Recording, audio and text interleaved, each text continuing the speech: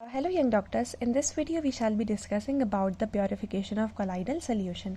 So purification means कि impurities of electrolyte को reduce करना to a minimum required level, that is known as purification of colloidal sol. The method employed in purification is number one, it is dialysis. Now what is dialysis? In dialysis हम देखते हैं कि जो collide के particle होते हैं उनको crystalloid से सेपरेट किया जाता है. Colloids are separated from crystalloids by passing them through or by diffusing their mixture through parchment membrane or enamel membrane or also through cellophane sheet and enamel membrane like bladder. So जब हमने starting में collide की जिसने सबसे पहले definition दी थी ना, उसने यही डेफिनेशन दी थी कि colloid are those particles which can not pass through animal membrane, parchment membrane और cellophane sheet, whereas those of crystallite can easily pass through it.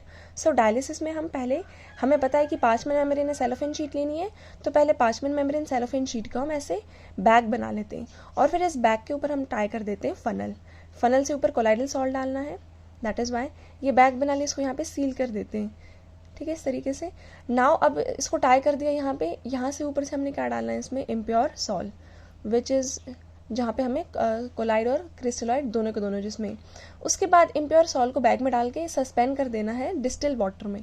यहाँ पर हमने एक बीकर लेना है, बीकर में डाल देना है डिस्टिल वाटर और इन और आउटफ्लो दोनों के दोनों मेंटेन रखना है. वाई? बिकॉज वाटर को रिन्यू करते रहना है. अगर हम रिन्यू नहीं करेंगे तो इसमें जो पोर्स है ना, पोर से सिर्फ क्या बाहर निकलते हैं, crystalloids will come out only and colloids will not come out. अगर हम वाटर को रिन्यू नहीं करेंगे तो जो क्रिस्टलॉइड्स है यहीं पे इकट्ठा हो जाएंगे and they can diffuse back. That is why we have to renew this water. पानी को साथ साथ निकालते रहना चाहिए ताकि क्रिस्टलॉइड भी यहाँ से निकलते रहें और क्रिस्टलॉइड जो है बैग में से बाहर आते रहें.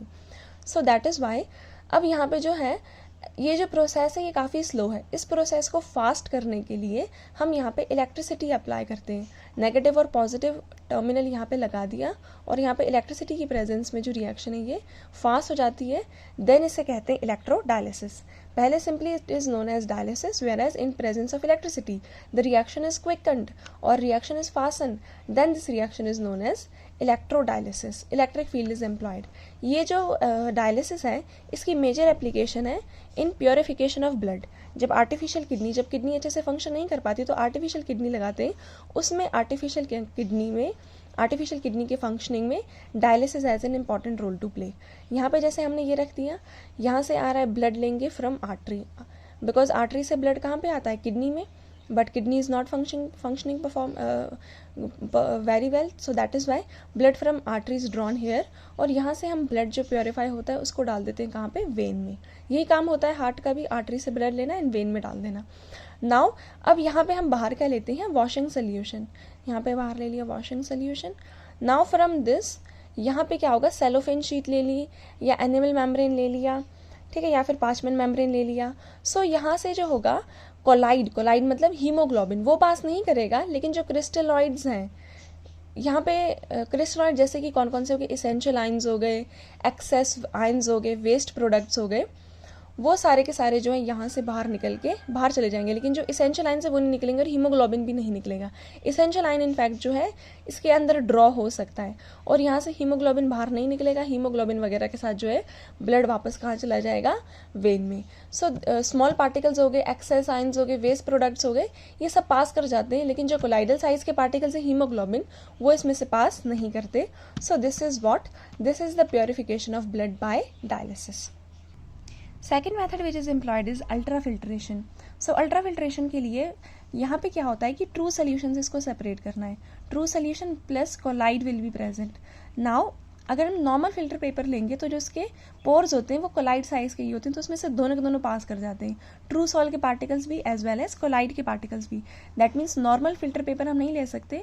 हम क्या करते हैं, फिल्टर पेपर लेते हैं और फिल्टर पेपर को इसमें कोलाइडियन के इसमें डालेंगे. Collodion for example 4% nitrocellulose, collodion डालेंगे जैसे कि 4% nitrocellulose in presence of ether and alcohol. So collodion डालेंगे या फिर इसमें जेलेटिन सोल्यूशन इसमें डालेंगे, gelatin solution followed by formaldehyde. Formaldehyde डालने के बाद क्या होगा, HCHO. फॉर्मल्डिहाइड जब इसमें डाल दिया तो फिल्टर पेपर हार्ड हो जाएगा और जिसके पोर का साइज़ है वो रिड्यूस हो जाएगा, बहुत छोटा हो जाएगा। पहले थोड़ा बड़ा था, कोलाइडल साइज़ के था, लेकिन अब इसका फिल्टर पेपर का जो पोर साइज़ है वो रिड्यूस हो जाएगा। जो अब फिल्टर पेपर इन सारे ट्रीटमेंट के बाद बना, that filter paper is known as ultra filter paper. और अब हम अल्ट्रा फिल्टर पेपर से ट्रू सोल्यूशन और कोलाइड पास करेंगे तो ट्रू सोल्यूशन पास हो जाएगा, ट्रू सोल्यूशन तो पास हो जाएगा, लेकिन जो कोलाइड है वो पास नहीं करेगा। So this is ultra filtration. The next method employed in the purification of colloidal sol is ultra centrifugation.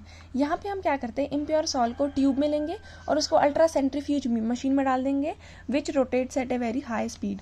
जैसे कि ये होगी अल्ट्रा सेंट्रीफ्यूज मशीन, यहाँ पर रोटर भी लगा हुआ होता है और यहाँ पे ऐसे यहाँ पे रख देते हैं टेस्ट ट्यूब और टेस्ट ट्यूब में डाल देते हैं कोलाइडल सॉल और इसको हाई स्पीड पर रोटेट करते हैं।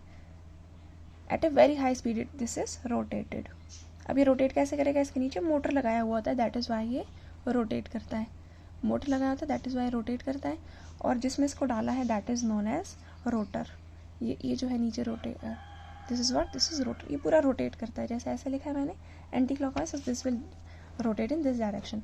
अब यहाँ पर हम कोलाइडल सॉल लेते हैं पूरा इस वाले टेस्ट ट्यूब में।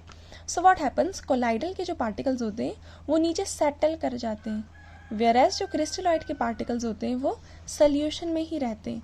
तो थोड़ी देर के बाद अगर हम इस टेस्ट ट्यूब को देखेंगे तो कोलाइड के पार्टिकल्स नीचे सेटल हो गए होंगे, वेयरएज जो क्रिस्टलॉइड के पार्टिकल और बाकी की सॉल्युबल इम्प्योरिटीज़ होंगी वो सोल्यूशन में ही होंगी। नेक्स्ट हम इसको डीकेंट कर देंगे तो नीचे क्या रह जाएगा, सिर्फ कोलाइड के पार्टिकल्स रह जाएंगे। फिर कोलाइड के पार्टिकल्स में हम दोबारा से क्या ऐड कर सकते हैं, dispersion medium. So this is how pure colloidal sol is obtained by ultracentrifugation. Purification of colloidal solution, इसमें इम्प्योरिटीज ऑफ इलेक्ट्रोलाइट को मिनिमम रिक्वायर्ड लेवल तक रिड्यूस करते हैं। First method is dialysis. Dialysis में कोलाइड को क्रिस्टलॉइड से pass करते हैं, उसको पार्चमेंट, एनिमल मेम्ब्रेन या सेलोफेन शीट से पास करके। जो क्रिस्टलॉइड के पार्टिकल्स होते हैं वो तो पास कर जाते हैं, लेकिन जो कोलाइड के ये बड़े वाले पार्टिकल्स हैं ये पास नहीं करते। तो इस तरीके से ये प्रोसेस होती है डायलिसिस। अब डायलिसिस के लिए क्या करते हैं, ये एक डायलाइज़र ले लेंगे।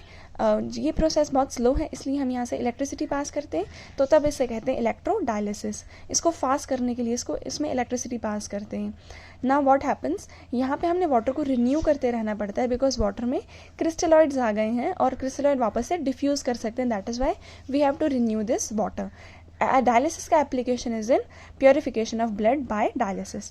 Blood from artery is drawn from air और यहाँ से निकलता है, यहाँ से जाता है वेन्स में ब्लड, और इसी दौरान यहाँ से जितने भी एक्सेस आयंस, वेस्ट प्रोडक्ट्स हैं ये सब वॉशिंग सोल्यूशन में चले जाते हैं, और इसेंशियल आयंस जो हैं ये भी निकल सकते हैं या इसमें आ भी सकते हैं, लेकिन जो है हीमोग्लोबिन यहाँ से बाहर नहीं निकलता है। तो इस तरीके से आर्टरी से दोबारा से वेन में प्योरीफाइड ब्लड जो है वो चला जाता है।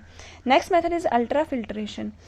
अल्ट्रा फिल्ट्रेशन में ऑर्डिनरी फिल्टर पेपर जो होगा उसमें से तो कोलाइड भी डिस्पर्स कर जाएंगे, ट्रू सोल्यूशन भी। तो फिल्टर पेपर को कोलाइडियन से, जेलेटिन सोल्यूशन से पास करते हैं, फिर फॉर्मल्डिहाइड से इसको हार्ड करते हैं, उसका पोर का साइज जो है वो छोटा हो जाएगा।